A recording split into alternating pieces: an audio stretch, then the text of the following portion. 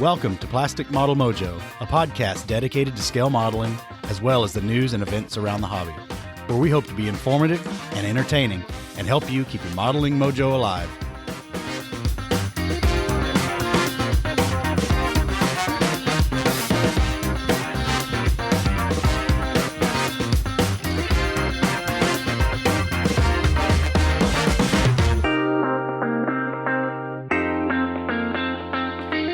Good evening, Dave. I think summer has finally descended on central Kentucky. Indeed it has. Indeed it has. Although I hear the people in the Pacific Northwest are kind of cooking in their own juices. Is Jim Bates enjoying some of that? He lives in Tacoma, and his building it's a modern building, not built very long ago, has no air conditioning. Oh man. How hot did it get? It was 95 inside his apartment the other day. Inside. It's hard to sleep.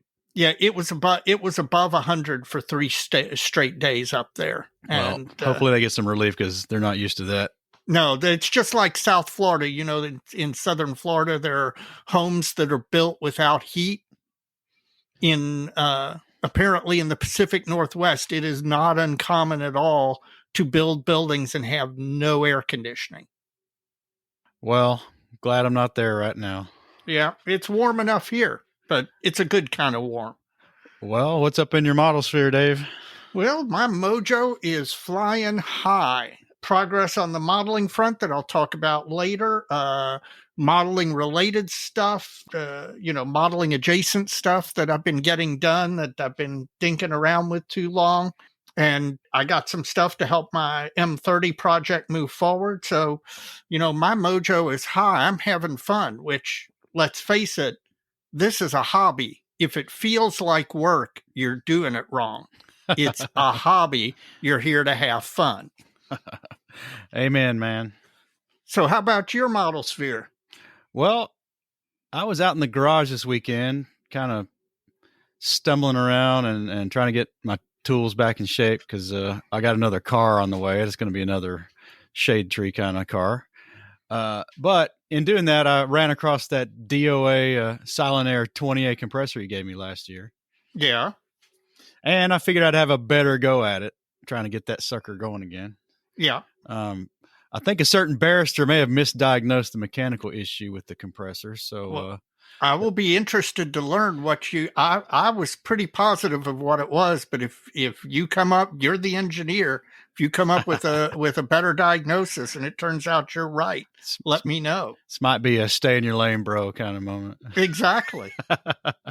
Well, I don't think the air tank is rusted through. That seemed highly unlikely to me from the get-go because it's like made out of 1/4-inch plates welded together. Mm-hmm. I think the valve head pressure release was jacked up. That air thingy you had the big blob of epoxy putty on? Yeah.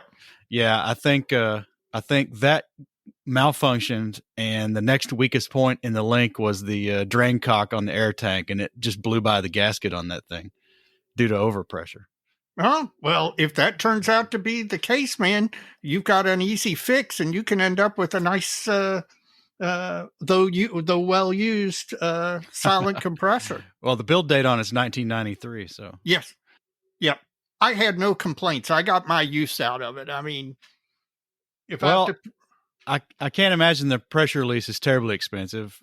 However, though, the regulator and filter seem to have gotten cabbaged off of it before it was so generously donated. So. Yeah, indeed I did. But if you need them, I will mail them to you.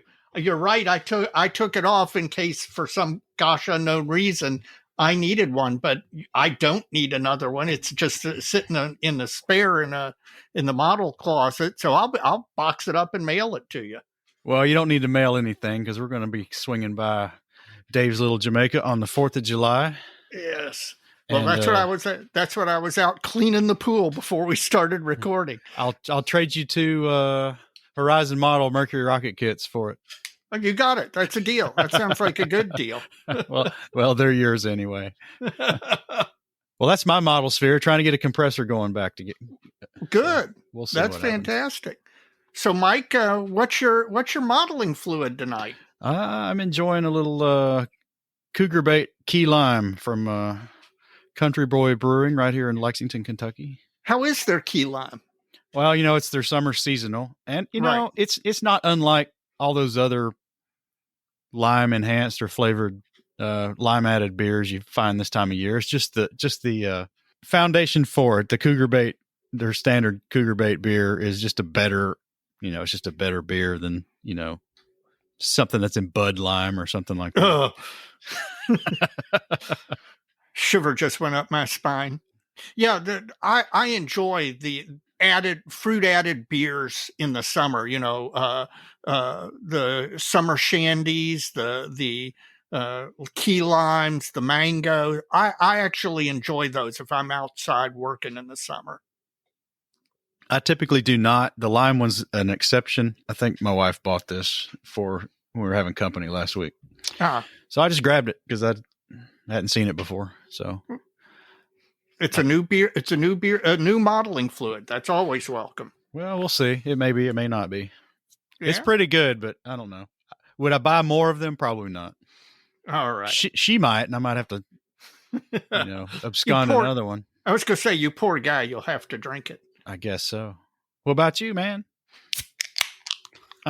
Well, tonight I am having, in honor of the Amazon Prime release of the 7th season of Bosch, I'm having a New Belgium Fat Tire Amber Ale, which, if you happen to watch the show, which is really well done, really well acted, the lead actor, Titus Welliver, does a fantastic job as Harry Bosch. But in the show, Harry Bosch's preferred beer is Fat Tire by New Belgium. I do not know how much New Belgium is paying for that product placement, but they are getting their money's worth. I mean, those things pop up at least once an episode. Label always turned toward the camera. I mean, it's amazing how much more sophisticated product placement has gotten. Yeah, I imagine so. And that's not bad. That's the first time I've had it. That's not bad at all. I used to drink that style, those amber ales a lot till I stopped drinking so much soda and lost my palate for sweet stuff. Yeah. And a lot of them I can't finish more than one of anymore. And that's including that one, but it's a good beer. Well, considering it's a 20 ounce, let's hope I can finish more than one normal beer, because I'd hate for this one to go to waste. So far, so good. All right. Well, enough of that. Let's get to the listener mail. You got it. All right, man. First up is from Mr. Ian Fraser from IPMS Hamilton, up near where Stuart and those guys are from Scale Model Podcast. Yeah. Laying down the groundwork for Moosaroo 3. Uh-oh. Which we have been voluntold we're participating in. Oh, Lord. Neither one of us is exactly a speed builder, so okay. We may have troubles. All right. So what are we going to do, man? We don't know what the kit is yet. It's just going to show up, and one of us is going to have to build it. Oh, well, I guess it'll depend on what it is. Well, maybe. I'm trying to see if we have to make that call before the kit shows up. Hey, you come here on July 4th, we'll flip for it. That sounds good. Loser has to build it. That sounds fair to me. Oh, up next is our old friend Alex Restrepo. I ran into Alex at the hobby shop the other day, and he was quite pleased with us. Well, good. Do you know why? I do, because it's in the listener mail. Yes, I do know why. He told me. So you go ahead and tell the story. Well, I'll read it. Dave and Mike actually gave me top billing, but I changed it for your emotional health. Thank you. I appreciate that. Can't tell you how much I've enjoyed the Dr. Strange Brush shows. I was listening to the last interview in the car with my wife. She indulges my podcast habits. When I mentioned that I'd like to try a top shelf airbrush, she surprised me on Father's Day with a Harder & Steenbeck Infinity Solo from Model Paint Solutions. Yes. I've become a big fan of Dr. Miller's website and business. And now he's asking us when we're going to do an episode on the Tesla Roadster because he thinks he might get lucky twice. Do you think Elon would come on and consent to an interview? Because I got news for you. I would love to talk to the man. Well, I would too, but I'd be afraid that episode would go down about like the Saturday Night Live hosting he did. So I vote no for that. All right. Oh, Tony Bacconfiso from Wilton, Connecticut. And Tony, I hope I got that name right. I'm not sure I did, but I tried my best. He's enjoying the podcast, and he started out when he was 12 painting Ralpartha miniatures in lead. So he must have been a Dungeons and Dragons guy like me. Me too. I still got a lot of those. Still paint them on occasion. Now he's in his 50s, and he has returned to figure painting, albeit in a larger scale. He's doing 54 millimeter now. And he's looking to give plastic modeling a spin. Good on you, Tony. Yep, absolutely. The crossover between 54 millimeter figures and that transitions so well right into scale modeling. Either, there are a whole bunch of 30-second scale World War I pilot figures, so you could go in that direction and build the airplane. Or, it's a natural slide over into dioramas and vehicles and groundwork and stuff like that. So he's got a lot of ways to go. Well, and the slide down a bit to 35th scale if he wants to get into armor is not that big of a stretch, really. No. Well, he has taken our general advice and has joined the. Let me find it here because I've somehow deleted it from the outline. He's joined the Fairfield County, Connecticut Modeling Club. Great. And their first post-COVID meeting is, he sent this on the 24th. It's next week, so I guess sometime the first week of July. Yeah. And he's looking forward to that, getting some advice on his first piece since returning to the hobby and making some new friends. And as you just said, he hopes to incorporate 54 millimeter figures with plastic and resin models. Good. Well, listen, I'll tell you what. I know there are a lot of listeners out there who aren't close to a club, and we kind of serve as kind of a pseudo club for those folks, and we're more than happy to do that. And I love the interaction we get out of it. But if you do have a club that is close to you that you can attend, even just an occasional meeting, do it, because again, you get so much more out of the hobby when you interact with other modelers. It juices your mojo like nobody's business. Well, your Bill Group friend, John Vickus out of Salt Lake City is back again.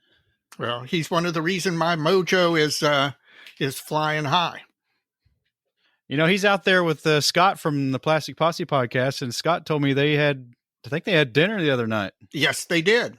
Okay, well, that's cool. Yeah. Well, anyway, this time around, his is not modeling related. It's modeling fluid related. All right.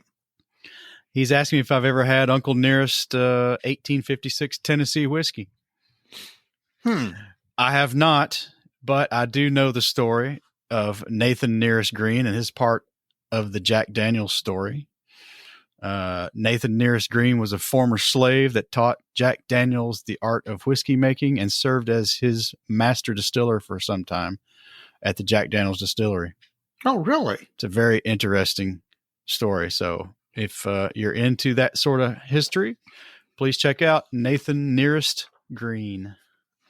Well, I saw Mr. Vitkus recently because we had our monthly Zoom call on the Mosquito group build, and I actually had made some progress, so it was nice to have the Zoom call and actually be able to show the progress. But the really interesting thing is these Zoom calls have evolved to the point where we all now have a modeling fluid during the call.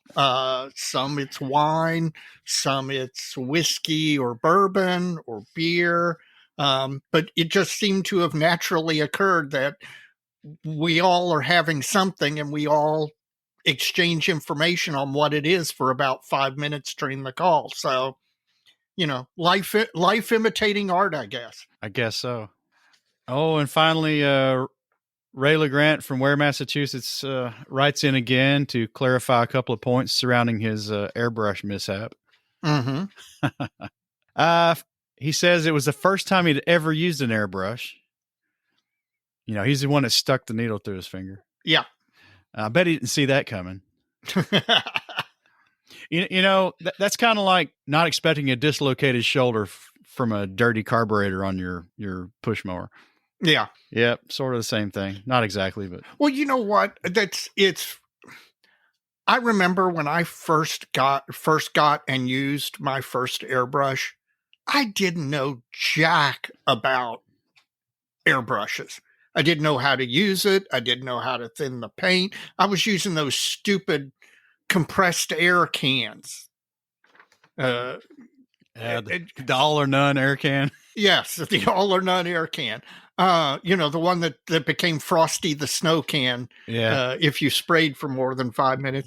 I mean, I did not know jack about airbrushing. It's like 0 or 75 psi. Exactly. And it's or somewhere in between as it faded.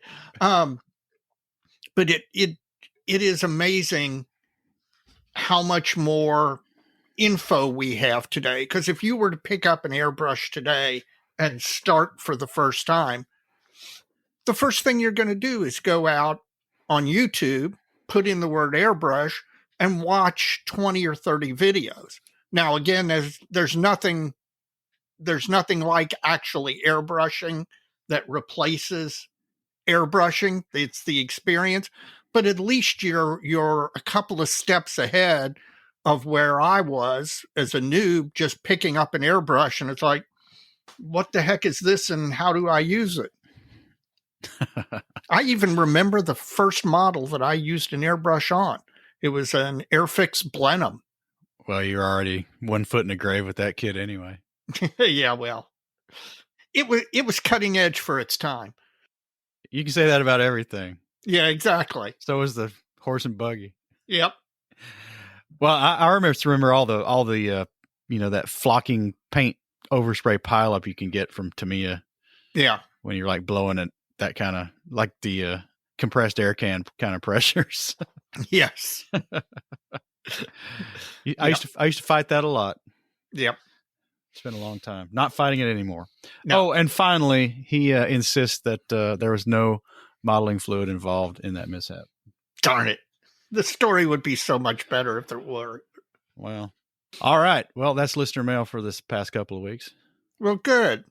Now that you all have heard listener mail, if you would take the time to rate this podcast on your podcast listening app, Stitcher, iTunes, Podcast Addict, whatever you listen to us on, if you go in there and rate the podcast, we'd appreciate it if you give it 5 stars to help it become more visible to more modelers out there. The podcasting space is a crowded space, and it's getting more crowded all the time. So anything you can do to help us stand out, we appreciate it. And also, as always, the best thing you can do is tell a friend. If you've got a modeling friend that isn't into podcasts, hasn't listened, doesn't know anything, if you'd help them out, show them what a podcast is, get them listening, we'd appreciate it, because there's nothing like an endorsement from a friend to gain us a new listener. And while you're doing that, there's a lot of other podcasts out there to listen to. But before I get into that, I want to say that if you've listened to the latest On the Bench, you know that we've got a little something going on. And this segment of our show may be changing in the future, maybe not, maybe to some degree. We're creating a website directory for all the podcasts to make the promotion of each other a little more passive, so we don't have to burn so much episode time with it. Not that we don't like them, but I don't know what we're going to do yet. But I think those guys at On the Bench are kind of going to move past that. But we'll see what we're going to do with it. But there is a website coming as a repository for all the shows and things. But until then, we'll keep to the same here. Please check out our fellow podcast, On the Bench from Australia, with Davian and Julian. From listening to their latest episode, it sounds like there's a Vegemite relief drop en route for me. All right. So thanks, Mr. Goldfinch. And yes, I do like it. And yes, I did learn to eat it correctly. I think Ian mentioned that from you guys. Those guys told me how not to basically burn my sinuses out with it by putting too much on. Very thin layer over butter. That's right. Warm buttered toast. Yes. And it's good with eggs. I didn't know that. I think so. Well, the warm buttered toast with Vegemite's good with eggs. Oh, okay. I don't know if Vegemite on eggs is good. I was going to say. It might be worth a shot. I don't know. We got the Scale Model podcast out of Canada with Stuart and friends, and I really liked their recap on Wonderfest and how it contrasted with our own. Basically, it was a recap from folks in the genre versus ours, which was a recap of folks not in the genre. Those guys got all excited. They knew all the people's names. They knew all the stuff, and we were just walking around slack-jawed, like kindergarten art class at the Metropolitan Art Museum. Yep. We've also got the Plastic Posse podcast right here in the USA. And I just want to thank Scott and his team for all the great convo behind the scenes this past week. It was very much appreciated. I haven't got to their latest show yet, but I'm sure I will shortly. Just making conversation with Malcolm and James out of the UK. Please check out those guys. They got a fun little show. It's kind of a shorter format than some of the others, but it fits in nicely to other activities, either at the bench or now that I got a shorter job commute, I'm kind of liking their show in the car. Yeah. And the Model Geeks from here in the USA. I look forward to meeting Darren and company at the IPMS National Convention. So we're going to meet all kinds of people, Dave. Oh, listen, I'm telling you again, it's my favorite 4 days of the year. I love it. And I am telling you what, it goes by in the blink of an eye. I mean, it is amazing how quickly those 4 days pass by because you're constantly doing something that you love. You know, talking with model friends, shopping the vendor area, looking at some of the best models you'll ever see built, or going to a seminar. It's just 4 days of fun and it passes in the blink of an eye. I will be really interested to see how it is in Las Vegas. Well, in addition to the podcast, we've got some blog and YouTube friends out there. Model Airplane Maker from Mr. Chris Wallace has got a great blog and a great YouTube channel on mostly aircraft. The Inch High guy, Jeff Groves, and his 72nd scale blog is always worth checking out, especially if you're into that scale, like you, Dave. Yep. Scale Canadian TV with Jim Bates and his YouTube channel and supporting blog sometimes. Yep. And he's going to drop another episode soon. All right. And finally, Sprue Pie with Frets with Stephen Lee, who is actually, we'll be hearing a little more from Stephen in our special segment.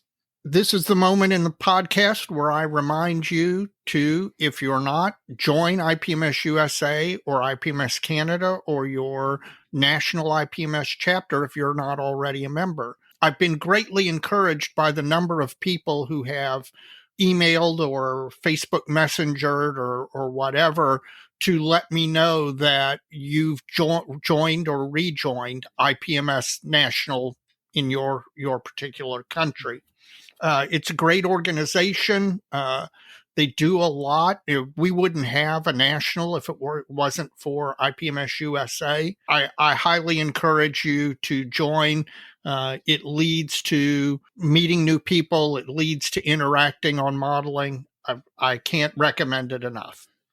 I'll tell you, Scott at the Plastic Posse podcast wanted to extend a good job to you on that front. He thinks you've probably moved the needle on the IPMS recruiting.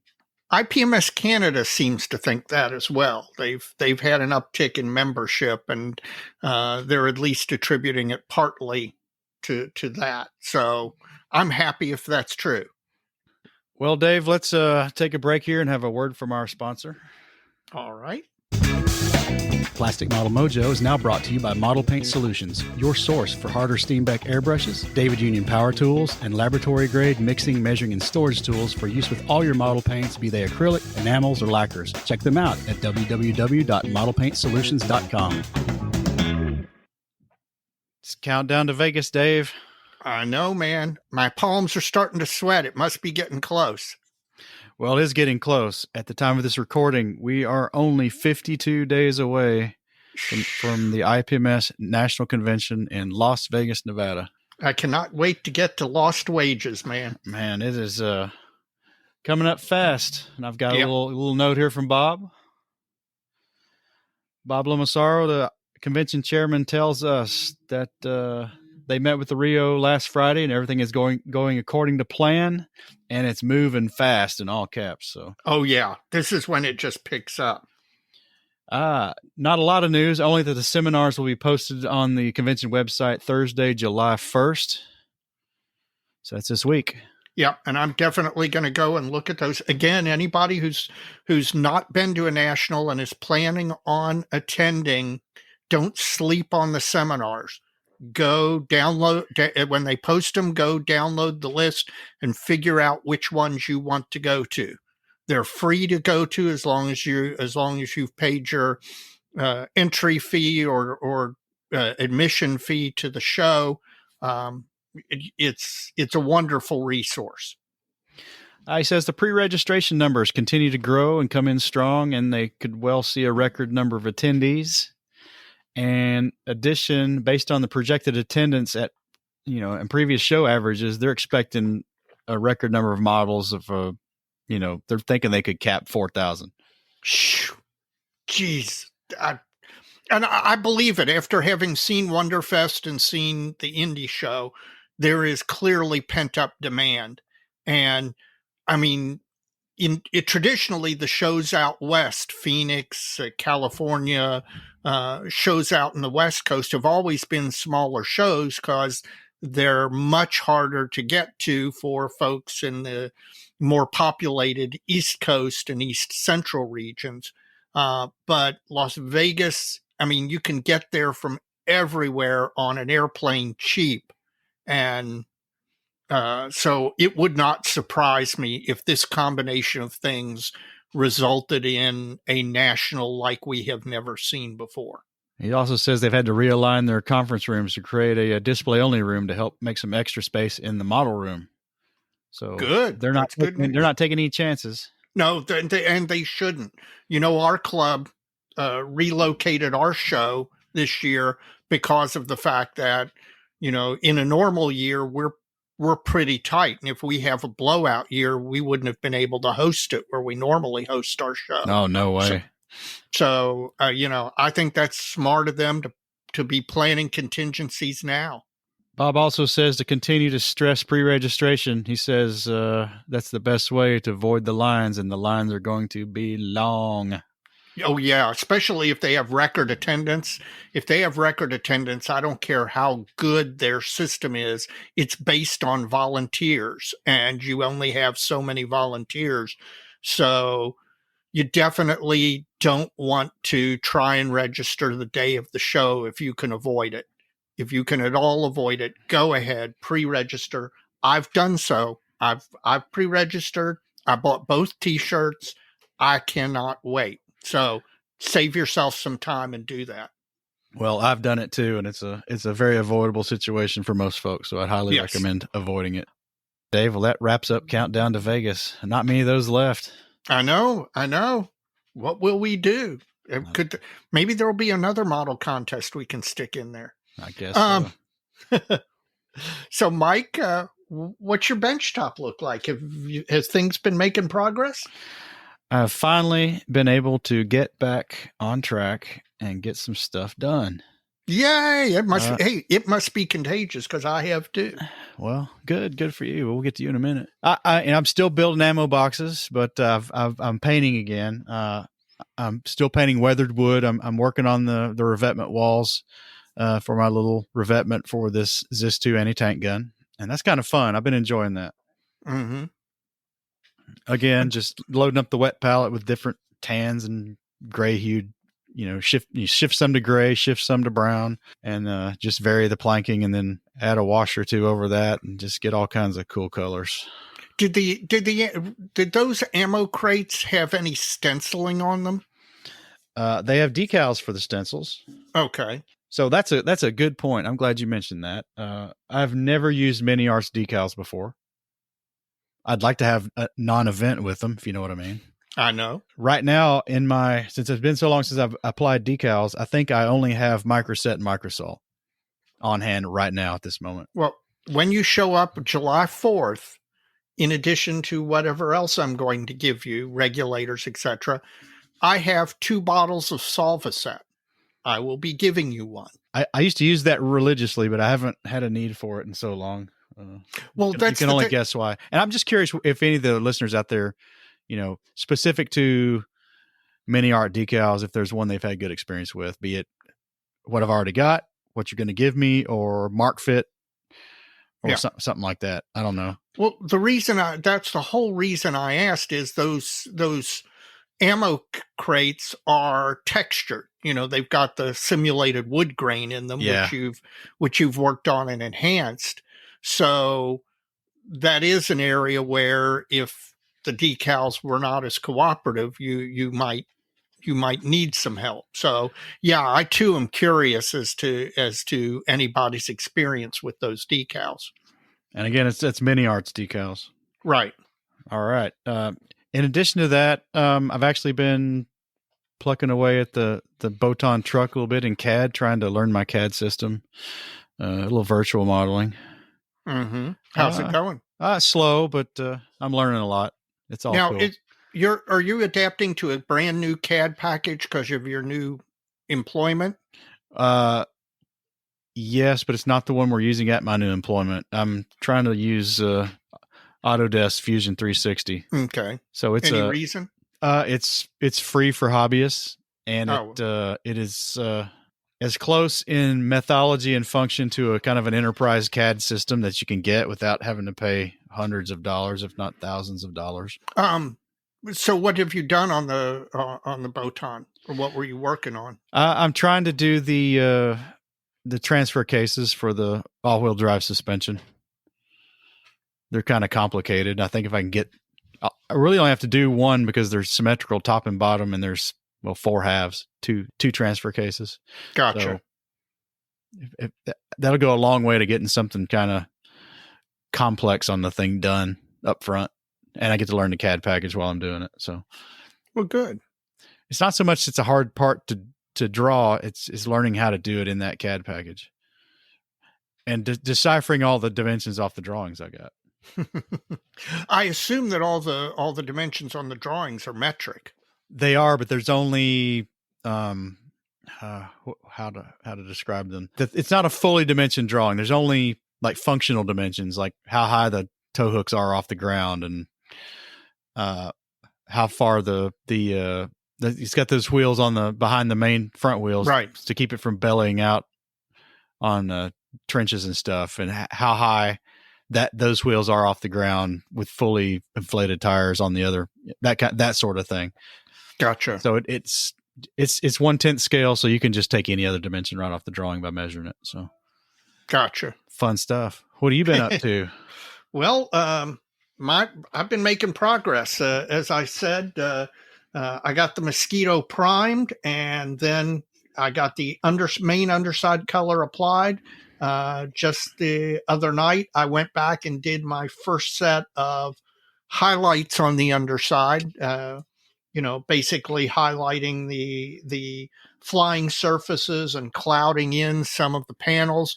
One thing about a Mosquito, since it was a wooden aircraft, there's not all these panel lines that you get with a normal all metal aircraft. So you kind of have to be a little creative, but I'm enjoying it. With only 52 days to the Nationals, I need to get my butt in gear, because the theory was that all of us in the Mosquito group build, we are all going to be in Las Vegas. So we're all supposed to bring our finished Mosquitoes, and I need to hop on and get moving if I'm going to be able to do that. Should you get that done? Yes. How you plan on transporting that? In a Tupperware container with styrofoam and toothpicks, which I will hand carry through the airport and hand carry on the aircraft, where it will sit with me for the entire 3-hour flight from Louisville to Las Vegas. Because I'm thinking about taking my little Bofors. Oh, you should. Absolutely. That would be so easy to transport. It's not a problem. The only place at which you have to be careful is going through security. Is you have to warn them ahead of time. Hey, this is a fragile model. You open the top and show them so that they don't pick it up coming out the other end and start turning it over. But yeah, no, the Bofors would be easy to transport since it's all secured to a base. Yeah. Okay. Well, I'll think about it. And so that's moving along and making progress on it. But the problem that creates is everything I've got going right now is in the paint shop. The exception to that's the TU-128, but that's kind of a long-term build. So I don't have anything on the construction part of the bench, and that's not good. I always like to have something on the construction side because sometimes either I don't have time to do painting or I'm not in the mood to do painting or whatever. And again, I don't want to force myself. I don't want this to become a job. It's supposed to be a hobby. So I like to have that choice available to do something else. So something's going to fill the build space on my hobby desk fairly soon, but I'm not sure what that's going to be. Is that it? That's where I stand right now. Well, we're making progress. We're not burning down the street, but we are making progress. That's right, man. That's right. Well, since we've had this segment and it's been a little while, what's broken your wallet recently? Well, some interesting things. Let's hear it. I acquired from Jim Bates, or from Dr. Strangebrush through Jim Bates, the ClearProp A5M4 Claude.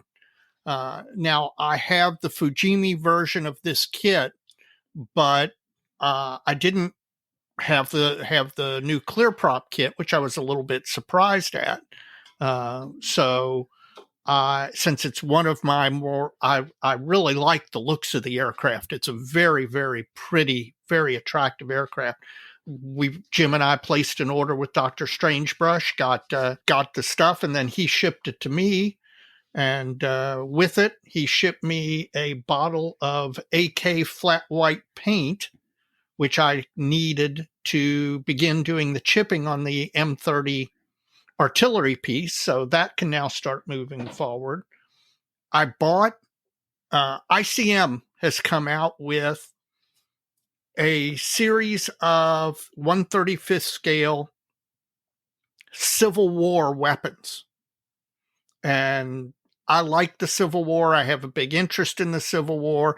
I would love to do some Civil War figures, although I simply don't think I've got the physical ability to do the kind of work that I want to be able to do on figures of that size. But who knows? I might try anyway.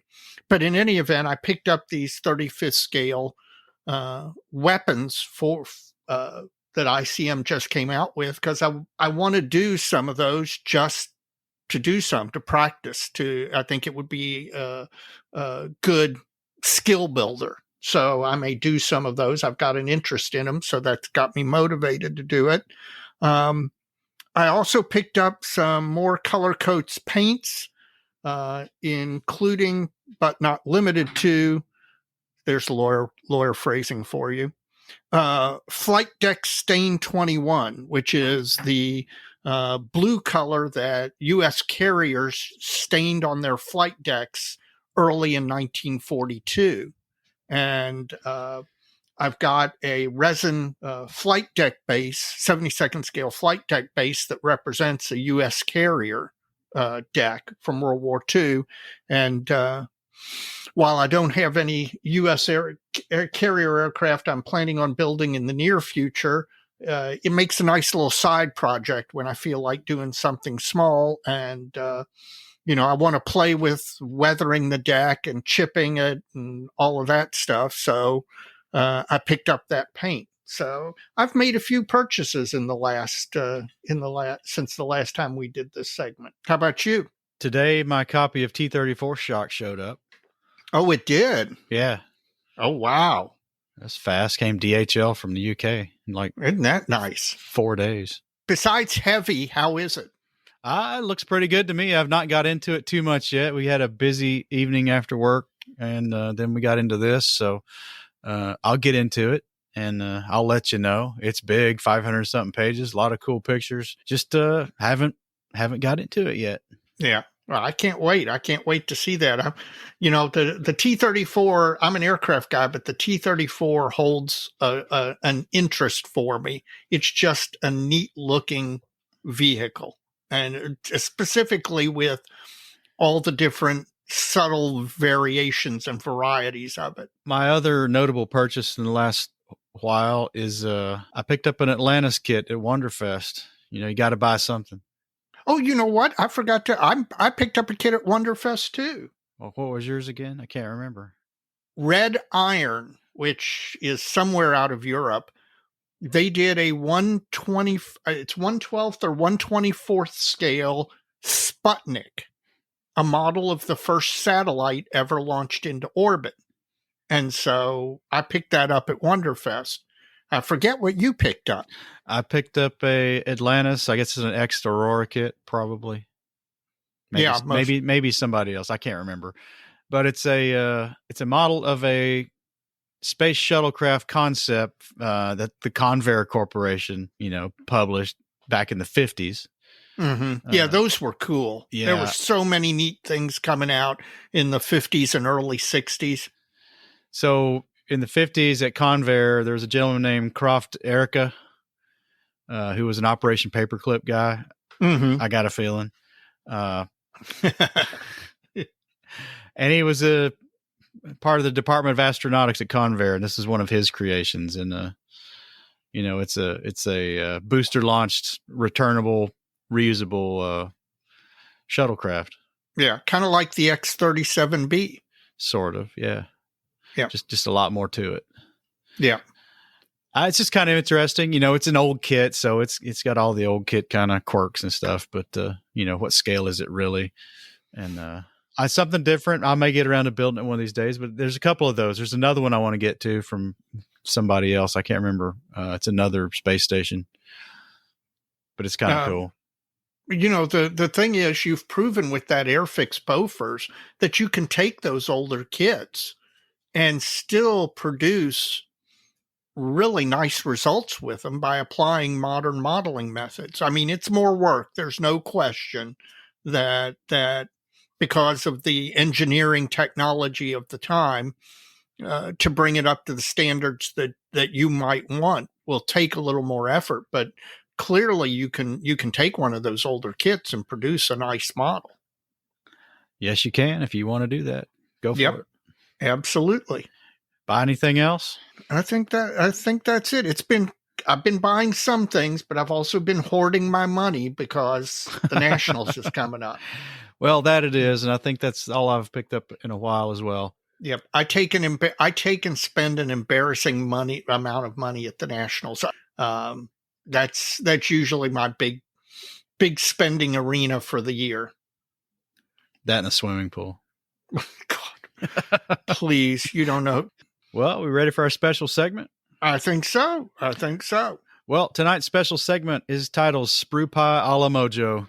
I like that. We have a conversation with Mr. Stephen Lee of Sprue Pie with Frets.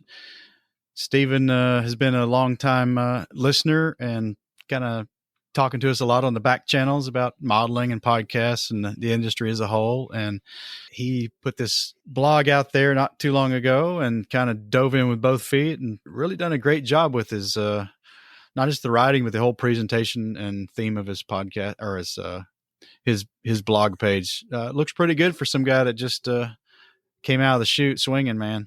Yeah. It was an interesting conversation. I think the listeners will enjoy it. Well, I hope so. So we'll give him a chance right now. Let's enjoy this conversation with Mr. Steve Lee of Sprue Pie with Frets.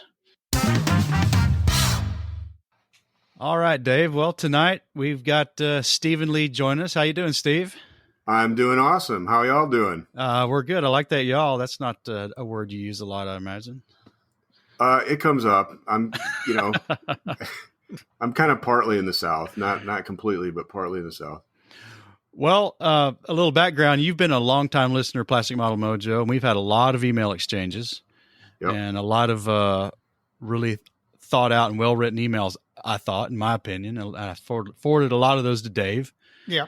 And just some good discussions about scale modeling and just some kind of not so much construction and painting kind of stuff, but the cerebral kind of where this is going and what's going on in the hobby and that sort of thing.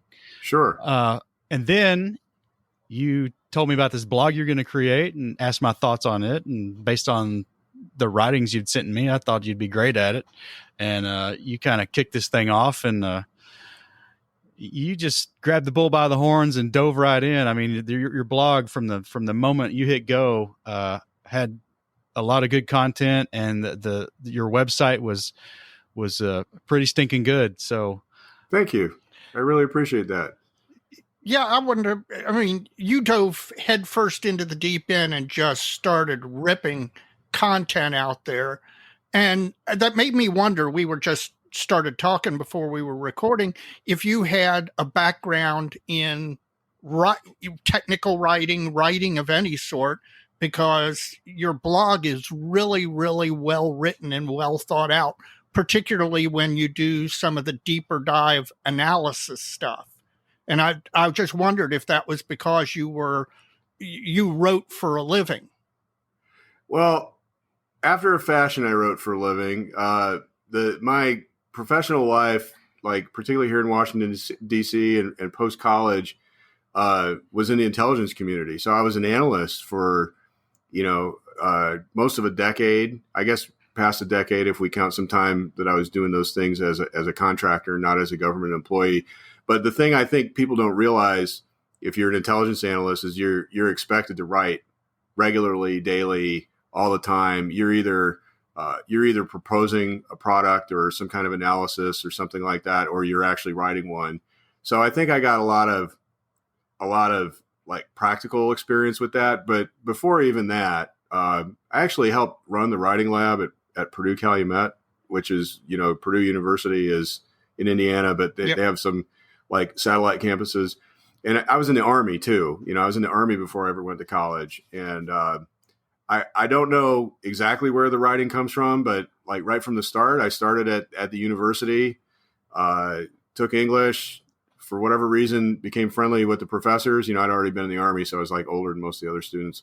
And the next thing you know, I was working in this writing lab tutoring and ended up like kind of helping to run and administrate it, and still tutored, ended up teaching English for a while. And then, then I kind of made this transition into government after grad school. And yeah, I was writing. It's kind of like being a lawyer or something. You have to write all the time. Well, and that's, I was going to say, it clearly shows that you write a lot, not only write a lot, but you're used to doing deep analysis of what you're writing, because some of your longer form blog posts remind me very similarly of what Hale Wallace does in really thinking deeply about aspects of the hobby. I think Hale did one recently on 3D printing and analogized it to just the cusp of Windows 95. And then you chimed in with an analysis of his analysis. And it was just really a good exchange. It really changed the way I was thinking about 3D printing and its effect on our hobby. Sure. No, that was a great article that he wrote, and it was a great sort of analogy that he did, making that comparison to, back in the olden days before computers were really the household, the very common item that they are today. And it was really only enthusiasts who ever used them. And it was some really good analysis. I enjoyed that article. And it's funny that I had kind of the skeleton of that article rattling around in my head, almost as soon as I read his. And because we were talking before we started recording about all the busy things in our lives, I just haven't been able to tend to the blog as carefully as I'd like. So it took me a while to write that thing, but I'd been having a lot of thoughts about 3D printing. And as I indicated in what I wrote, I have some experience using it for modeling, not military or aircraft modeling, for railroad modeling. But I think 3D printing is easily one of the most exciting things happening in the kind of at the manufacturing and production end of our hobby, and then I think it has this interesting crossover into, how we might all be using it as a tool. But I agree with that original post. It's like, I'm not sure it's ready for prime time yet, just because you pretty much need a engineering or a graphic design degree to even design a part. I mean, it can be done. I mean, I know that, Will Pattison's out there doing it. And I think, Mike, you've tinkered with some 3D design, and it'll come, but it's not. Well, we both have engineering degrees too. Yeah. So you've got the kind of the vocabulary and the kind of knowledge base for it, but is time and space were warped, and all of a sudden this were a technology available to Shep Payne, I doubt he'd be using it. It's not, there's not enough art involved. There's too much numbers and stuff. Interesting. Well, I think I'm just starting to dabble in it. I just the big hurdle. I think you're right is kind of I'll back away from the engineering moniker of it, but just the technology of the CAD. You don't need an engineering degree to use CAD. I think CAD may intimidate a lot of people. Right. And I think one problem with it has been that, back up again and say, as an engineer, I've always used enterprise CAD packages. Right. Which are a lot better and a lot easier to use. Even though some of them are better than others, they are categorically better to use than any of the cheap, free or otherwise, free up to, a few $100s, right? Mm-hmm. 3D kind of CAD packages. They just are. They're just so much better. And it's using those is a lot easier than using those cheap ones. And the cheap ones that a lot of people get into is the reason they stop using them, because they're just flat terrible. They're awful. They're just very hard to use, not intuitive. Whereas you get an enterprise package, it makes a lot more sense, and things are a lot more systematic and easy to use. That was all true until Fusion 360 came out, which I'm starting to dabble with now. It has a lot of the same features that an enterprise CAD package would have. Not everything, but I think probably enough to do a very high percentage of what most scale modelers would want to do. I'm biased because I've had some training. I've used 2 or 3 different enterprise packages, so I kind of know what to expect, but it's really, really not that hard. And I think that door is going to start to open for more people. Yes. I think.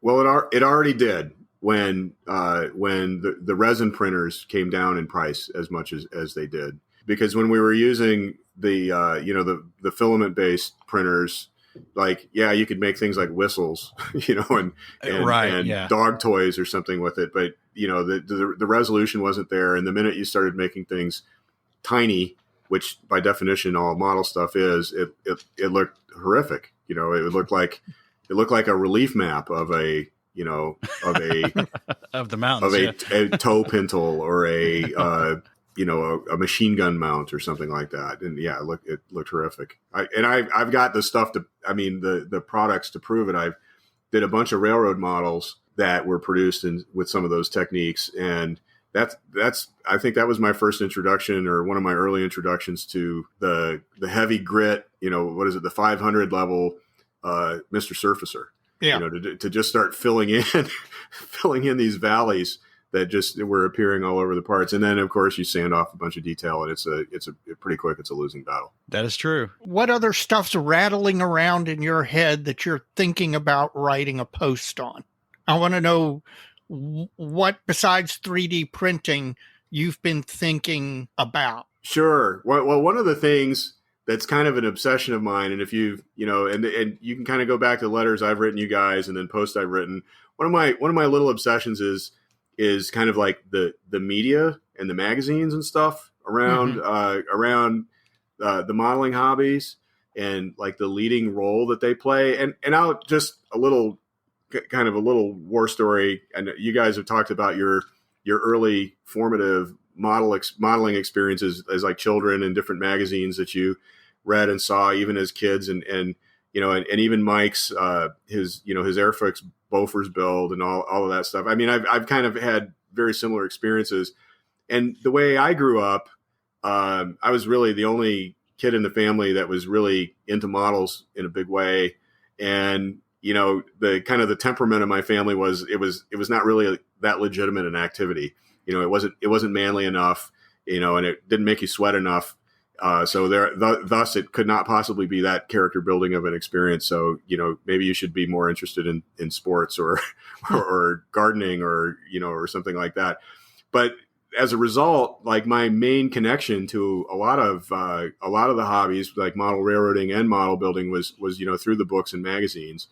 And they were really kind of formative experiences for me. And when I said that where did the writing come from, and how is it that I ended up doing that? I have to say, I think the editorial shop at Kalmbach, who publishes Fine Scale Modeler and then publishes Model Railroader, probably had a lot more to do with forming my ability to like write and to tell a technical story. It probably had more to do with anything else. I'm almost embarrassed to admit it. Like it wasn't my teachers. It wasn't anything else. So these magazines anyways, and the media around it have always been kind of an object of fascination of mine. And, something else we haven't mentioned is I have another blog that's on model railroading, because I also do a lot of model railroading as well. And that was kind of like, maybe I would call it almost like the warm up to doing Sprue Pie with frets. And I had very similar sorts of posts, but in that blog, I thought a lot about what the media of our hobby says and does, and is it doing as good a job? And that was actually, I think, one of my earliest posts on Sprue Pie with frets was a piece about Fine Scale Modeler and like some of their editorial choices and editorial positions on things, and do they report news or not? So that's always rattling around in my head. I'm kind of extended that a little bit to thinking about what the podcasts, yours, the Posse, the Geeks, Scale Model Podcast, and On the Bench, what do they all mean? But also, what do the Facebook groups and all that kind of stuff mean? And that's always kind of turning around in my head, like how is that impacting things? And I have to say, for example, that I've heard more about the national convention, and it's like more in my consciousness, the upcoming national convention, because of you guys, and not just because this podcast, but the other podcasts, because they give it a good solid plug every time they talk about it. And I've been to a nationals. It's been one of those things that's just hard to schedule with the kinds of work and family obligations and stuff that I have. But I think it'll be interesting to see, what the attendance at this thing is like. And I think the attention it's gotten on social media, including the podcasts, including the YouTube channels, including the Facebook groups, is going to have a lot to do with that. And I think that's all exciting and very interesting. So I tend to write things about that a lot. 2 questions. One, what was the last national you attended? Because I've been to a lot of them. So I was at one at St. Louis. Oh, that was 91. There you go. That is the convention where Mike got his nickname, Mr. Goons. Mr. Goons. Nice. I was actually there as a vendor, believe it or not. Really? Yes. So 91, I was working my way through college, and I had a job at a place called Don's Hobby World in Glenwood, Illinois. Yeah. And Don dispatched me and one of the other guys in the hobby shop, Dave Rudnickus, to go down to St. Louis and set up a table. And I might have bought something from you. Well, how about that? Because I was there. I was at that one. So was Mike. So was a lot of our club. Second question I wanted to ask you: what effect did it have on you when you saw your first fine scale modeler way back in the day when it initially started? Because it was a revelatory jump in modeling writing quality in my opinion. And those early fine scales to me were just super inspirational. Oh, absolutely. I did. My mind was blown. Like, I just remember thinking, holy smokes. I mean, I was really familiar with the Challenge publications, Military Modeler, and I think there was Scale Modeler or Scale Aircraft Modeler. I can't remember exactly. Scale Modeling was the other challenge. And I would pick up copies of that, and I just could never find a steady supply of those. Like, they were not always in the hobby shop, or they were not always in the bookstore or anything like that. I was, as I indicated, I was super familiar with Fine Scale's, Model Railroad's sister publication, Model Railroader. And when I learned that, like, these, the people behind that magazine, and actually one of the, like, principal editors, a guy named Bob Hayden, was going to have this other magazine just about plastic model building. I was flabbergasted. I thought it was like the coolest thing ever. And I happened to be in the Army in Germany when that all came out. And I remember, like, getting copies of it was tough. Yes. Like, sometimes the Stars and Stripe bookstore had it. Sometimes they didn't. Sometimes believe it or not, the German bookstores would have it. And, I paid like the equivalent of like $10 or $15 in like mid $1980 for it, and thinking this thing is the bomb. And then I remember getting out of the Army, coming back from Germany, and I found a stack of them for sale used in one of the hobby shops in Chicago. And I bought them all. Like, I bought like every one that had been printed basically up to that month, and whatever it was at 89 or something like that. And read them all, dog-eared them all. It was awesome. It was great modeling, great presentation, great writing. It was a big step up, I think.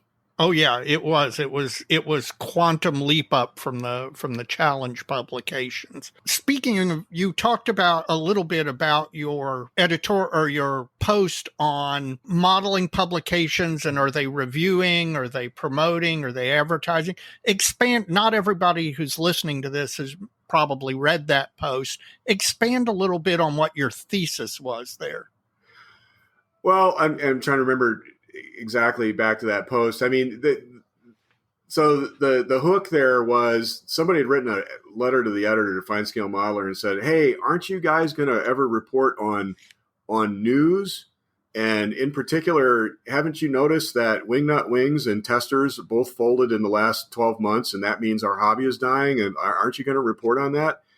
And I found that an interesting letter, and I agree. I mean, why do we not hear more reporting about the industry? Like, so what happened with Wingnut Wings? And actually, we have a pretty good idea what happened with Wingnut Wings, but we know it because of podcasts and Facebook posts. We don't know it because a reporter or a writer, did the legwork, made the calls, wrote the emails, had the facts checked, or any of that stuff. We know about it because basically the details of it kind of emerged, out of the primordial ooze of social media, not because it was reported. And, that's kind of on the one hand, like maybe Fine Scale Modeler and maybe the other magazines should report the news more. On the other hand, it's a small community, and it's not as if a distributor or a manufacturer or even an individual modeler, could easily have their feelings hurt, and it could have repercussions if an unflattering story came out, and the repercussions are things like, well, advertising is going to get cut off at Fine Scale Modeler, and of course they rely on advertising. They don't, they make hardly any money off of selling copies of the magazine. They make all their money selling an ad to Dragon Models or to Tamiya or whoever, whoever's got particularly the big ads on the back and all that stuff. So that kind of raises the question, like, so these reviews that appear in here and the articles that appear in there, how objective are they? How useful are they? How critical are they ever really going to be? And I think that's a kind of a built-in problem of hobby magazines, or a built-in, and I don't want to say it's a problem so much as it's an expectation that it's a feature. Have. Yeah. And it is, they are there. And I mean, and to, I can see pretty much all the sides of this, or both sides. I'm sympathetic to them all. They're not just there to like report news about the hobby. They're also there to promote the hobby. They're there to kind of flog it and make it interesting and get people excited about modeling. Are you going to do that by reporting bad news? No. Are you going to get the cooperation of these exciting manufacturers of kits and supplies if you say, oh, you know, brand X or brand Y of weathering stuff is awful. It won't work. You'll never get the effect you really want, or that primer will never dry or anything like that. And by the way, we know that there's a couple of brands of primer out there that won't dry, but we don't know that from the magazines. We know that from reading Facebook forums and bulletin boards and things like that. So there's this like a tension, if you will, like between, are they providing news and providing a service to modelers, or and occasionally maybe steering people off of products that aren't that great, or away from a kit that's not that great. Well, they don't really forthrightly say like, oh yes, this particular kit didn't fit at all. You will maybe see some oblique reference to, well, it's got fit problems or something like that. But if you want the real skinny, go read about it online somewhere. Go see what somebody in Reddit or Facebook said about it. Yeah. And I agree with you. The one downside, I think, of social media from that standpoint, I agree with you. It gives you much more honest reviews in the whole. Yeah. But by the same token, my problem with social media has been the people who have come to internalize the fact that they can get clicks by being rage monsters.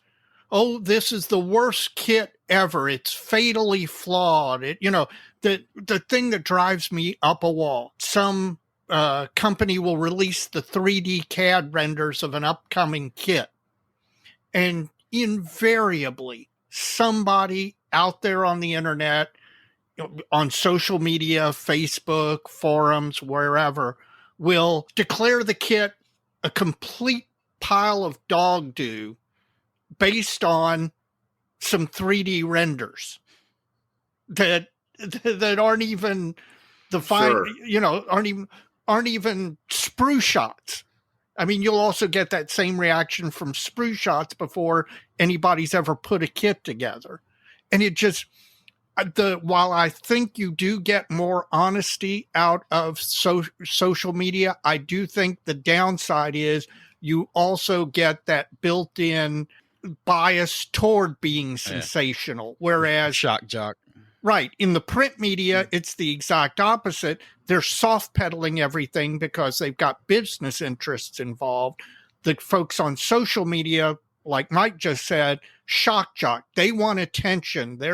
That's what they're getting out of this whole thing. So they're inclined to be more shocking, to say the controversial thing. Sure. And actually, it's funny that you mentioned this, because I was recently accused in a post of having deliberately controversial opinions just to get clicks. And it's like, dudes, if I was doing this for the clicks, I'd be pandering a lot more.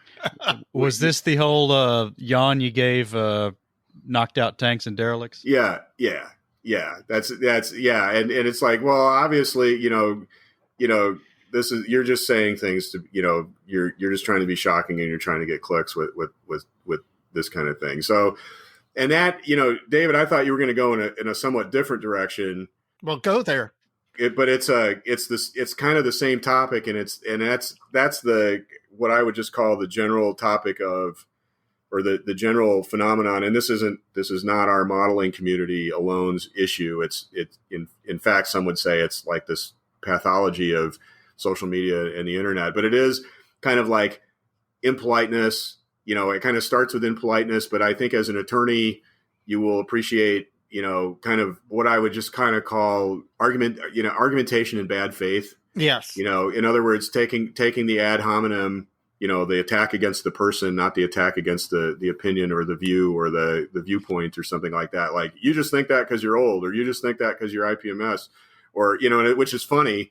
I've been to one IPMS National, and I just confessed to you that it was like over 30 years ago, and or exactly 30 years ago, and I am a little old. I mean, I'll fess up to that, but that's not the reason I wrote it, is because I'm old, or I'm just doing it because of the clicks and other kinds of forms of like I said, bad faith argumentation. Like you just said, you think there's a conspiracy theory. Like, no, I don't. I never actually used the word conspiracy theory, but I do think that the editors of these magazines and leading social media people, they set a tone, they set a pace, people follow. And, if a particular kind of weathering or a particular style of modeling is promoted, then it does become popular, and it is followed a lot. And that doesn't make modeling a whole lot different than a whole lot of other things, because someone online or the editors of a magazine will take a particular direction or focus on a particular thing, and it will, as a result, catch fire. I think actually you mentioned, those early fine scale modelers probably had a lot to do with some of the things that came immediately after, which were a lot of aftermarket products. Yeah, I mean, Verlinden, VLS, all of that. Yes. Stuff. Verlinden, On the Mark, all of, this, a whole sort of crop of aftermarket products. I mean, and there was a time when there really weren't aftermarket products anywhere in scale modeling. You built it, and you might have read Shep Payne's book, and he told you how to do creative gizmology, which means rating other model kits and model train parts to like make the inside of your Tiger tank or your whatever. But all of this, that's to me is what's so interesting about, the magazines and the kind of the flagship institutions, the media, I'm kind of making scare quotes, not just the print media, but everything around our models. It all has an impact. And if it gets popular, then people all start doing it a certain way. How did we get the Spanish school, for example? That's exactly how we got the Spanish school. Right. Well, you said something there that triggered something in me, that you're talking about the impoliteness on social media, that people are very, very quick to go to the ad hominem attack, to say things that they would never say to you face to face. Right. That is one of the many, many benefits of attending scale model conventions, going to local and regional contests, because you see these people that you only interact with on the internet, and knowing that you may see these people, I think, can act as a little bit of a break on that tendency, that social media tendency to just snap off a quick put down or snap off a witty put down. And that's one of the reasons I encourage people to go to contests and to see and interact with these people that they've only otherwise interacted with online. Right. No, I agree with you wholeheartedly that I think, yes, I mean, we should all be kind, but we tend to, that tends to be easier in person than it is, with some distance. We were talking about potential things to discuss in this conversation, and you did mention our model railroading parallel. I don't want to go too far down, turn this into a model railroading podcast. But what were your thoughts about that? Well, I find, there's some kind of interesting compare and contrast between kind of like the cultures and attitudes around model railroading versus scale modeling. One of the things that you're an engineer, and I think in large measure, model railroaders, have this kind of engineering sort of orientation to the world, and even like, for example, how they paint things. And I think in model railroading, for example, we've had I know you've all discussed it, and we've all had our discussions about, what's 4BO green, what was Panzer yellow, what is Kark tan, what is the color of a F-22 Raptor really, or what's the, is it glossy, is it semi-gloss, is it kind of metallic, what is it?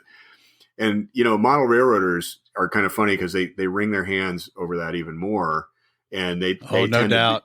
They tend to be more of the color chip types of, have the color chip type of approach to it. Like, well, that shade of red is absolutely wrong for the Sioux line, or that shade of, green, and it's like extremely dark green is wrong or right for Pennsylvania Railroad or something like that. So I always find I find it liberating and kind of refreshing to be able to take some of the things that we know from kind of like the plastic modeling body of knowledge, where, is it really that important exactly what 4BO green, like are you matching the chip, or Panzer yellow or something like that. And to be able to kind of take that and translate that into the model railroad world and say, well, I'm not really, I think that's a dark enough green for that Pennsylvania Railroad GG1 or whatever, but it's liberating. And I have found that it like enhanced my model railroading to know like a lot of weathering techniques and that sort of thing. But I think the other thing, and I think very early on, I kidded you, Mike, about, hey, you're using a model railroad tool for this or that thing. And I'll even say I've seen pictures or caught Will Pattison using things that I would always think of model railroaders using to build models. And I think there's a lot of interesting cross-pollination that can go on between the two hobbies. Well, along that lines, especially the color, I think you're right. And just to back up a little bit, I came back to model railroading after being in military modeling for a long time. So I kind of can relate to what you're saying about approaching some of the modeling and painting from coming from that direction as opposed to the more traditional model railroad direction. The thing about color, I would say is, I don't know if you're aware or the listeners may not care, but my modeling interest based on the geography I was raised in is the Clinchfield Railroad, which is was like the last Class 1 railroad built in the United States. It ran from Elkhorn City, Kentucky down to Spartanburg, South Carolina. So not even 300 miles. But they had a very beautiful yellow and gray paint scheme prior to the 1970s. It was often dirty because of all the coal they were hauling, but it was a nice scheme. And this was back during the Yahoo Groups kind of era of the internet. Yeah. And it was arguing, oh, that color yellow is wrong. That color yellow is wrong. It should be this, should be this. And they're like, well, what do you use, Mike? I was like, it doesn't matter. Well, why doesn't it matter? The yellow you need to be using is the one that matches that microscale decal set you're using after you apply it to the gray undercoat. Yes. Because if they don't match, it looks stupid, right? Because they're supposed to be the same color. Yes. Well, one of the things that I think plastic modeling has that's, I would say, an advantage, and now we're talking about the culture around each hobby, is that the on-ramp for plastic modeling is much more welcoming. I mean, part of that's a function of what it, like if you want to build an M1 tank, like anybody told me that, I'd say, I got a thing for you. You need to go out and find Tamiya's 148 M1A2 kit and build it. It's freaking awesome. And here's, you can get away with painting it with one color. You'll do just fine brush painting the details, and you're going to have a handsome model that you like, and you're going to have fun building it. And at the end of that, you're going to have the achievement of what you do when you build a model, which is a finished model. That may sound stupid, but in model railroading, the achievement often is like the whole train layout. And if you think there's anxiety in plastic modeling about the hobby dying because people seem like they're so old, and the market, there's these moments of the market declining and all that kind of stuff, and companies closing and so forth. I mean, it's all of that is a million times worse in model railroading.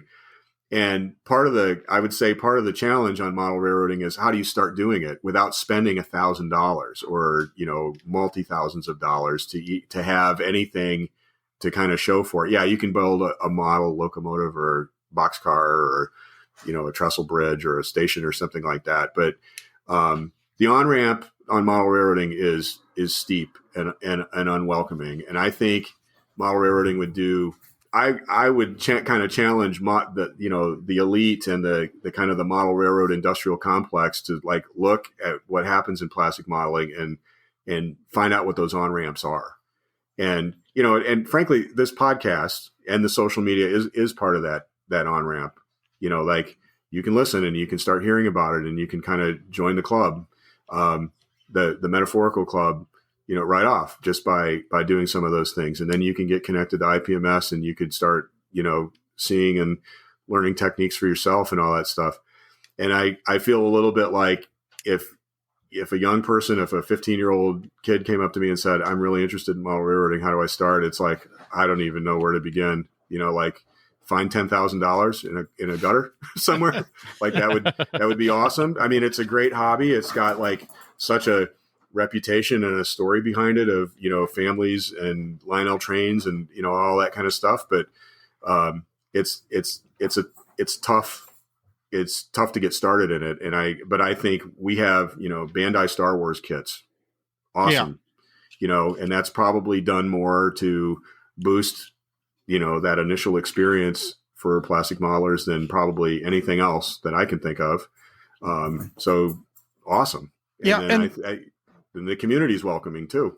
And that's a point that I've made a couple of times here and there is that the kits in the last 15 years have become so technically perfect, to put quotes around it.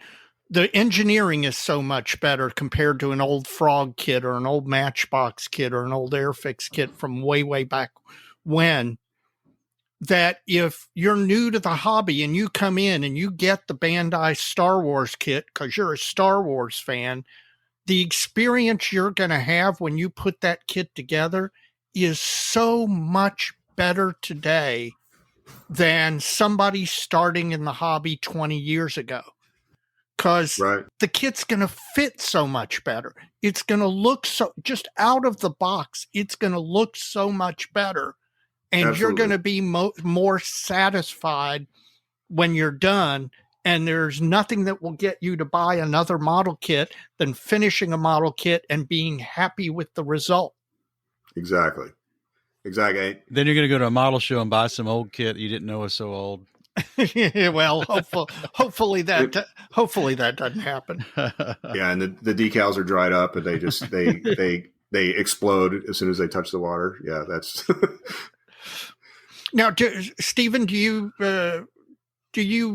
are you in a local chapter? Yes. The short answer to that is yes. I'm a fairly regular attender of IPMS DC, which is like the DC group. I'm an occasional attender of AMPS DC. Yeah. And then I'm also affiliated with a group out in Delaware called the Delmarva Marvels. That's an IPMS group as well. Mm-hmm. But I can tell you, I've never met face to face with those guys just because the whole time that I've known them has been in the time of COVID. But I've been welcomed in. I'm on all of their long text chains. We're always, they're always seeing the progress of other people in that Delmarva Marva group. So it's not face-to-face contact, but it is pretty personal because it's happening on text. I mean, it's not happening on social media or any of that. I mean, it's still not the same thing as face-to-face, but that goes on. So yes, those are my affiliations. And back in the day, when I worked at Don's Hobby World, I was just by dint of our hobby shop was just immersed with the IPMS there in the south suburbs of Chicago. Yeah. Mike and I were just conversing the other day about the latest issue of Boresight, the AMPS National magazine, and what a particularly good issue it was. Yeah, I haven't seen that one yet, but what was remarkable about it? What did you like in it? Well, it was in its entirety, front to back, is all these World War I armored car kits. Wow. And the build quality of most of the builds in the magazine are above what I think has been represented in Boresight on average. I don't want to slight Boresight. They get contributions that they get. But for some reason, this particular issue is pretty damn good, in my opinion. Oh, I'll have to be on the lookout for that. Yeah, you should. It's pretty good. I liked it a lot. I'm still going through it because I'm trying to stay out of that rabbit hole, but I don't know how successful I'm going to be. Oh, the World War One. Oh yeah, I mean, and that's a great example, by the way. Lest anyone say that that we don't have influencers, or we don't that there's not some steering. I'm not saying there's a conspiracy or anything like that of our hobby, but Copper State starts pouring the love on that. They pour Wingnut Wings level of love on it, and the next thing you know, there's a constituency for it. Like, did anyone know before that there would be such affection for World War I armored cars? That's pretty niche. But it turns out, you make some good kits of it, and all of a sudden people are going to love it. They're going to start showing up at contests. Sounds like you just said there was a whole magazine full of them. I mean, it is not because, it's not like we're in some, market economics paradise where the manufacturers have have magically read the minds of the consumers and know exactly what they make, and demand is matched up perfectly to supply. There are influences that happen, and somebody makes good kits, and all of a sudden it's going to be a thing. I mean, I think Tamiya's foray into 148 armor is like another good example. Yeah. Did anybody think was there like a burning hot desire for that before? No. But once they started making them, everybody realized they needed them. So that became a thing. Well, and nothing succeeds like success. Copper State does one or two of those armored cars. They sell like hotcakes. Everybody looks to that market, and they all want to get a piece of it because they didn't realize that market existed 15 minutes ago. Right. By the same token, Wingnut Wings folds down, and having established that there is a really good market for 32nd scale World War I aircraft, all of those other folks in the space flood in to fill the void with, again, Sure. Copper State, Roden getting back into it, and other manufacturers coming in to fill that void. Absolutely. I mean, and I think you can go down a similar sort of analogy with finishing products. Like and I mean, and there's kind of a chicken and egg story there. I mean, of course, the Spanish school, flogging it in different publications and stuff like that. Well, that's ultimately going to redound to Vallejos and AKs and all of those companies that happen to be in Spain, happen to be run. I mean, it's not a bad thing. No. It doesn't mean we're dopes or idiots or suckers or chumps or something. That's not what it means. It just means this is where it comes from. And, it wouldn't hurt to acknowledge it and to, have perhaps even a little humility about it. Like, we build the kits that are made for us. That's not, I don't think that's that far out or weird to say, but it's true. And, understanding a little bit about how that works, to me, very interesting. I think at least some of the readers seem to enjoy it and think about it that way too. Well, and I'm fascinated by some of the business back end of the hobby industry. Like, all of a sudden, 5 years ago, paint lines exploded. Now, when you enter into the hobby, you get your own paint line. I mean, it seems like, like everybody in Texas, when they're born, they get an oil well. Every modeler who comes into the hobby gets their own paint line now. Something clearly happened in the back end of the business that suddenly made having your own paint line much cheaper as the entry cost into having your own paint line became much cheaper. And I have no idea what it was, but clearly something's happened. And I would love to know from an industry perspective what that was. Yeah, I certainly would be very curious to know that. And I mean, I suspect there's suspect one of the things going on there, and Mike, you may have some insight into this, but at the level of like manufacturing and logistics and all that kind of stuff, I know that there have been significant changes in regulation about, what kind of chemicals can be used for what purposes and how they can be transported and that kind of thing. And I suspect that's an ingredient of the mix of factors there. But I also suspect there's a whole thing, and this is, one of the things when you hear, particularly that the hobby is dying, of proclamations. I think one of the things people are actually interpreting is the globalization of the hobby, the internationalization of the hobby. So I think one of the things that's also going on there is that where, when it was Testers and Pactra and Floquil, making that had like the whole market for all hobby paint at one point, it was all a very U.S. centric business model. That's where it all came from. And then a couple of regions like, the Great Britain had Humbrol. But I think the idea that it's more countries for a variety of reasons, like trade rules and the expansion of technology, more countries and there's just more opportunity to go into business. So, it's natural that, I guess there's a brand of paint called Akan. Yep. It's made in Russia. Okay. They have a petrochemical industry in Russia. Like some guys, decided to start making hobby paint, so that's what they did.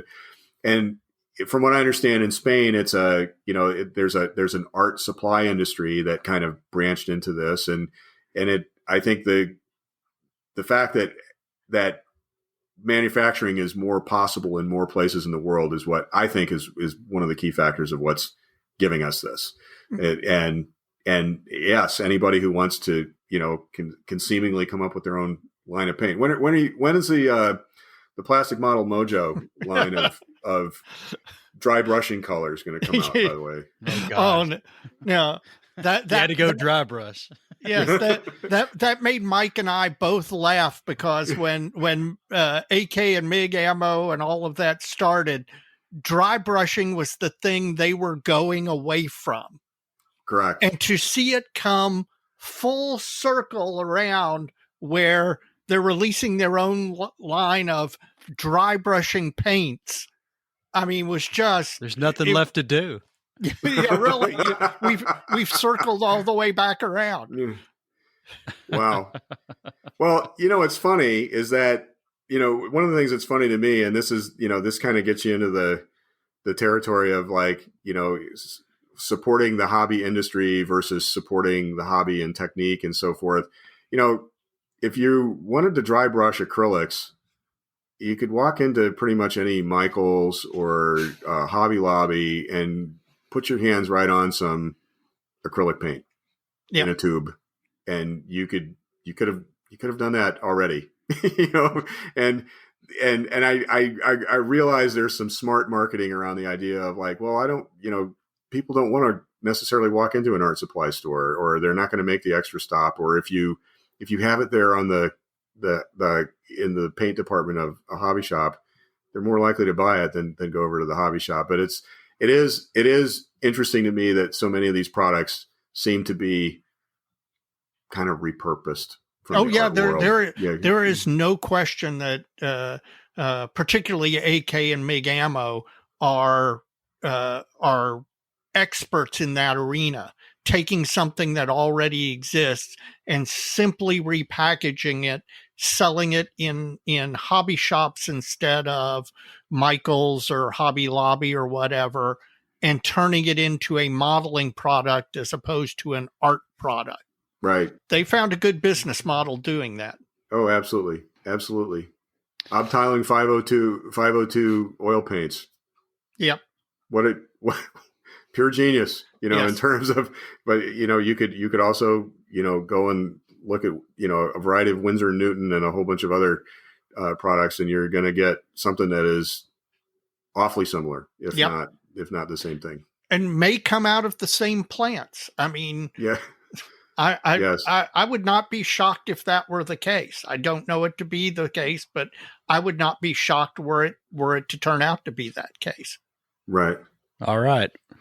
We need another topic. One more. Steven, what do you got? Steve, what's your pet peeve? What's your modeling pet peeve? Destroyed tanks. Because it's always easy to talk for 10 minutes about your modeling pet peeve. I'm already on the record about burnt up tanks.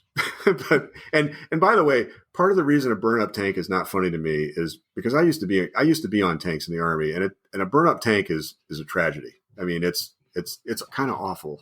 So at some level, I see it and I'm like imagining the smell of it, and I'm imagining just like oh my God, what a bad day that was for that crew. And I mean, even if they got out of it. Well, if you're willing, I don't want to talk about the controversy of the article, right? So much as, or the, I don't even know the morality or whatever of what you just said, right? Of what that might represent. Because I've got a little bit of an axe to grind, not with you, but with the topic of derelict tanks. Burned out, destroyed tanks in their context, I got no problem with. Some of them are phenomenal. We see a lot of them, but I think some of them are really brilliant. In fact, there was one in fine scale. A young guy built it. I can't remember his name, but it was in a large scale. It's from a very famous photograph of a Panzer IV where the whole thing's erupted and the hull's sitting sideways on the lower chassis. You may remember that. Yeah. Anyway, I'm not going to say what the model was because the person may be out there listening. I don't want to offend them because it was a fine model.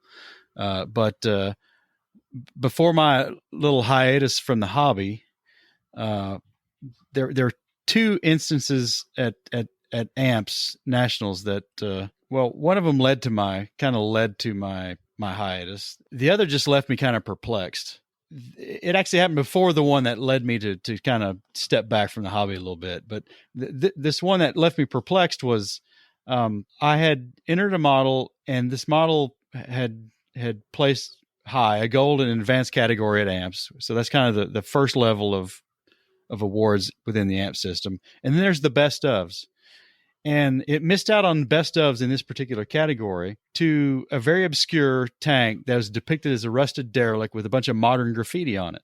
Best of this certain nationality of subject, right? And I was like, that model is really nice, but the way it's presented is not in the context of what it was originally. Does that make sense? It totally makes sense. It's not in its element anymore, or whatever. German tank, British tank, American tank. Why was it given the best of that particular nationality of award? Because, I don't know, for me personally, it kind of, okay, whatever, man. Yeah.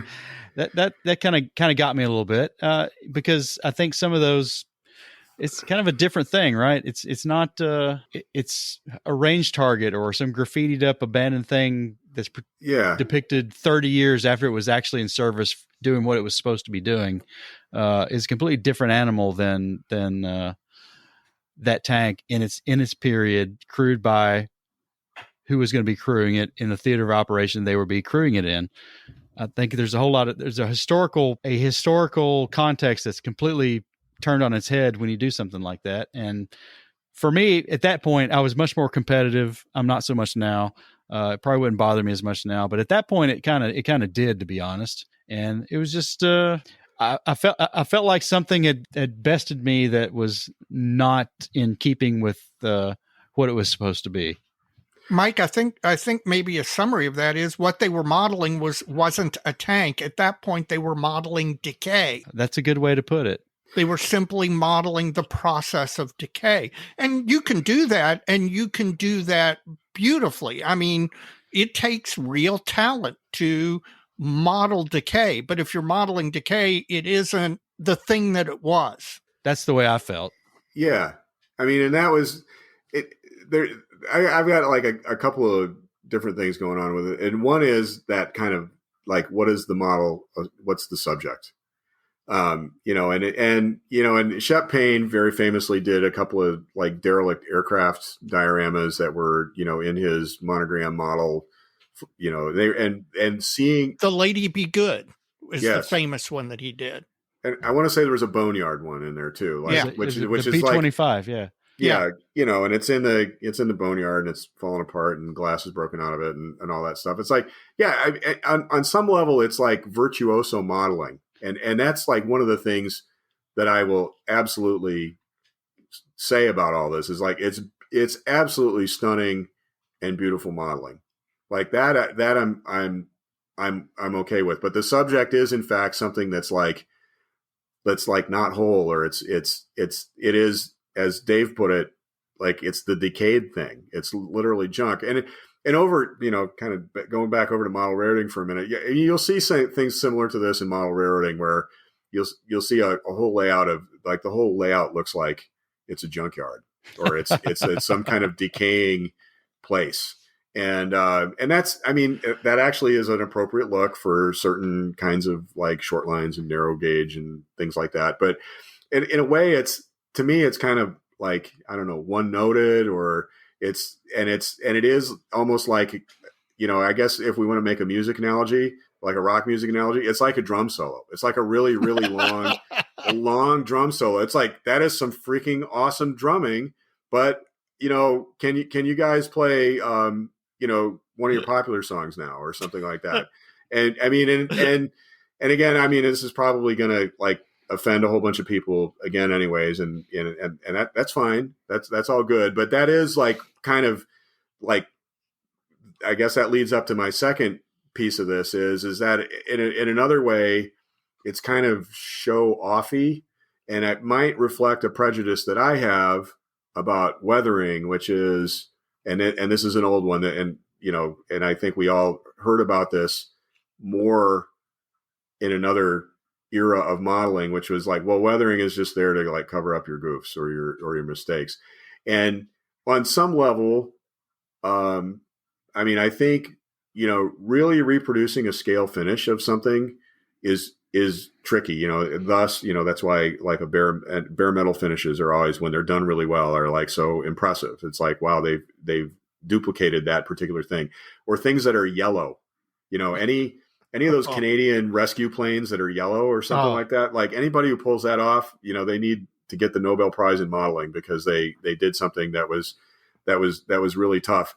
But in a way, it's like, this is like kind of like the drum solo. It's like you're just piling on more weathering technique and product at a certain point. And it's like, yes, you did some great things with that engine compartment with wires hanging out and all of that kind of stuff. Or inside the turret ring, if you kind of bothered with that part of it. But at a certain point, it's like virtuoso modeling for the mere sake of virtuoso modeling. And it's not virtuoso modeling to tell a story or to recall a historical moment, or the lines and the kind of the interesting look of a particular piece of equipment, or any of that stuff. Now it's just like, it's rust, it's mud, it's burn marks, it's rat poop and pigeon poop and stuff like that. I mean, it's awesome. It's like, it's all, like I said, it's virtuoso modeling. It's almost Baroque. It Baroque is exactly right. People have done it. I've seen some really good ones. I actually think the one that that was the target of my post was actually really good. I love the cow that they, that it was a very well rendered cow, and it was extremely well posed and added a kind of an accent, if you will, or a counterpoint that was really good. But yeah, the idea of a burnout tank or a rusted out tank, it's like, so how about a rusted out propane tank? It's kind of, interesting looking. Why don't you're going to spend 6 months like building one and precisely weathering it and all that stuff, a burnout propane tank or an old tractor or a plow or something like that. I see these things in the Spanish weathering magazines and stuff like that. And it's like, that's cool. It's just not something I'm going to do or I'm compelled by, and you're welcome to do it. And I'll say, one of the best responses I got to that post, by the way, was the guy who just put a picture up of the Big Lebowski that says like, man, that's just your opinion. Like, yeah, it is my opinion, but I still, you haven't changed my mind. I still kind of don't like burnout tank models. Well, it's also your blog, your opinion. Sure. Somebody else wants to start a blog. They can give their opinion. Come on down. Yeah. All right. Well, Stephen, we're right at an hour here. I think we're gonna wrap this up, and we appreciate you coming on. Thank you. Keep on podcasting. Thank you. I'm looking forward to your next long form post. Can't wait to hear the next subject. Awesome. I really appreciate that. That's inspiring. I just need to kind of become unbusy enough to write you another long one. Well, Mike, I think that was an interesting conversation. I hope the listeners enjoyed it. And definitely, if you haven't been in the habit of going over and reading Stephen's blog, I highly recommend you do so. His long form writing is really, really great, but even his short posts have usually point to something new or interesting or something that I wasn't aware of. So I highly recommend that you go to his blog and take a look at it. Mike, we're getting to the end here. You got a shout out? Oh, I got a couple. Okay, go. Well, first up, as normal, I'd like to give a shout out to the supporters of Plastic Model Mojo. This episode of our show is brought to you by Mr. Ray Borman, our good friend Alex Restrepo, and Don Gilman. If you'd like to be like those guys and help us out along the way, you can do so by going to www.plasticmodelmojo.com, and there's a heart icon in the upper right-hand corner of our homepage. You can click on that heart icon. It'll take you to a PayPal link, and you can make a contribution to Plastic Model Mojo just like those guys, and it all goes such a long way to helping us out, and we really, really appreciate it. We're going to be really well equipped for the Nationals, and it helps us pay for our hosting and bring the show to you every other week. Thank you.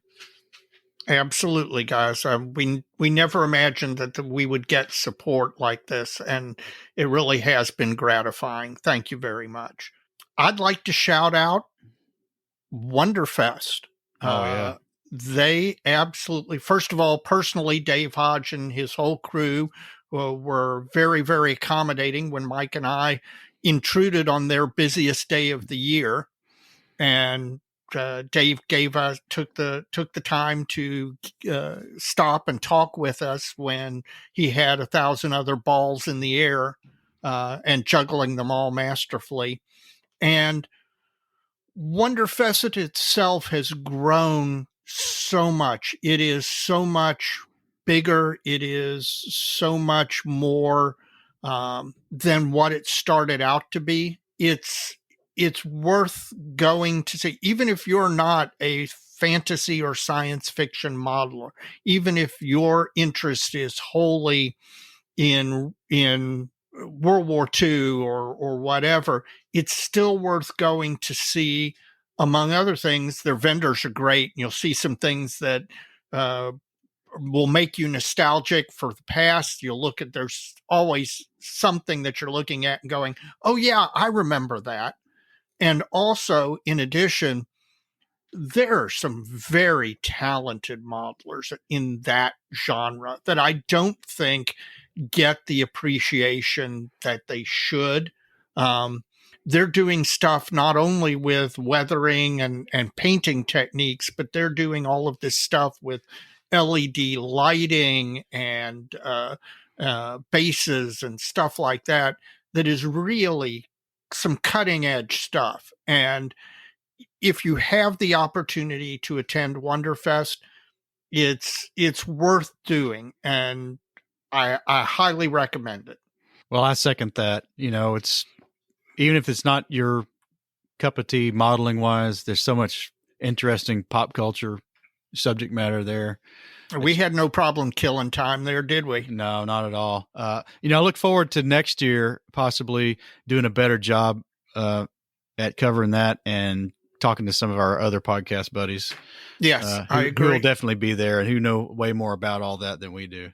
Yeah, no, I agree. And when next year comes around and everything is completely reopened, one of the things Wonderfest does is it attracts a large number of people from outside of the United States who have interest in these areas. And, the international nature of Wonderfest is definitely something that you'll want to experience. You got another one? I do. Go. I want to shout out listener and friend of the show, Ian McCauley up in Ottawa, Canada. Ian texted me a day around 2:30 this afternoon, and he's got a shop up there that deals a lot of estate buys and secondhand kits, stuff like that. And he knew I was looking for that Vulcan Models Stalinets STZ-5 artillery tractor. Yeah. He said they had one in, sent me a picture of it, and asked me if I wanted it.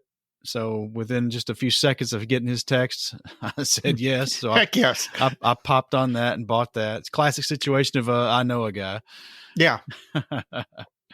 Ian, I just appreciate it. That's, tell people what you're interested in. And if you got a good friend out there, they'll help you out every now and then. Absolutely. Absolutely. I can't tell you the number of times somebody has texted me or called me and said, weren't you looking for? And you come by stuff by, the strangest of methods.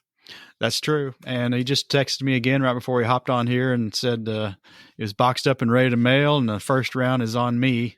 That's me, Mike, in Omaha in 2022. That's well worth it, especially if you can get the free happy hour at the Country Inn and Suites, because then you can buy them the first round and it won't hurt you at all. I don't think they'll fall for that. Yeah, well, it's worth a try. Worth a try. You got another one? Yeah, I got one more. You mentioned Dr. Vitkus earlier, and the guys at the Mosquito Group Build.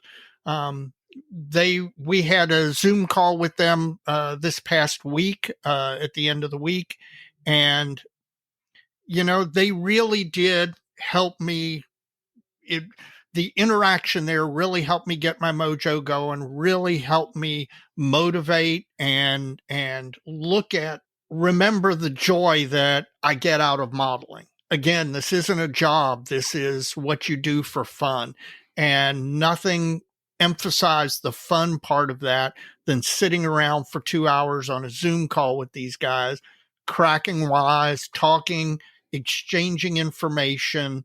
It's the fun part of life. So all of you guys out there in the group build who talked me into joining, when I've got to admit I was a little resistant given my past challenge and group build failures. I really appreciate it. Thank you, guys. You mean a lot to me. Well, I'm all out of shout outs. You and me both, man. I think this episode's gone about long enough. All right, Dave. As we always say, so many kits. So little time, Mike. See you soon. All right, man. We'll catch you later.